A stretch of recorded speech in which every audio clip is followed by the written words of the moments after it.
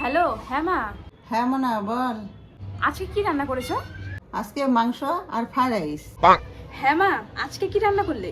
আজকে আজকে কাতল মাছের পেটি। হ্যাঁ মা, আজকে আবার কি রান্না করলে?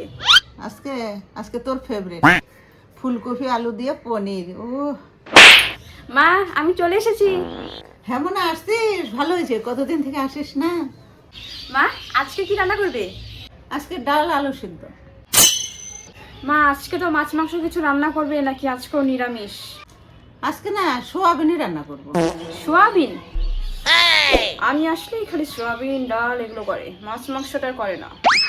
তা আজকে কি হবে মা? আজকেও কি সোয়াবিন? আজকে অনেকদিন থেকে মাছ মাংস খাওয়ার পর আর ভালো লাগে না। আজকে ভাবছি আলু দিয়ে বাঁধাকপি ভাজা করবো। কোনো বাঁধাকপি ভাজা টাজা খাবো না, আজকে আমি চলেই যাবো গা, তোমরাই খাও। কিরে মোনা চলে যাচ্ছিস কেন? বাঁধাকপি ভাজা করি, খাওয়া দাওয়া করে তারপরে যা। কি? বাঁধাকপি ভাজা খেয়ে যাবো? তুমিই খাও, আমি খাবো না বাঁধাকপি ভাজা।